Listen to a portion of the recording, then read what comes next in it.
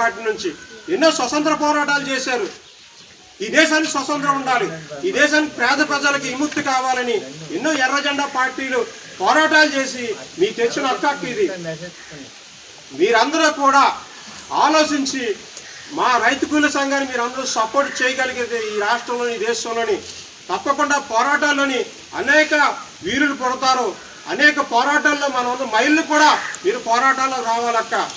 మీ ఊళ్ళో ఏ సమస్య ఉన్నా మీరు పోరాటాల్లోకి వచ్చి మనమందరం ఒకే పోరాటం చేయగలిగితే, మన కమ్యూనిస్టు పోరాటం చేయగలిగితే, మన ఎర్ర జెండా పోరాటం చేయగలిగితే మన పిల్లలకేంటి, మన జీవితాలేంటి, బలుగు బడిగిన వర్గాలకి అన్ని మేలు చేసిన మన ఎర్ర జెండా మాత్రమే. దానికి మీరందరూ కూడా సహకరించి ఈ కార్యక్రమాన్ని ఇంత బాగా జరిపించిన అన్నగారికి మరొకసారి ఎంత కష్టమన్నా అన్న నేను చేస్తాను, నాకెవరో మీరందరూ కూడా సహకరించండి.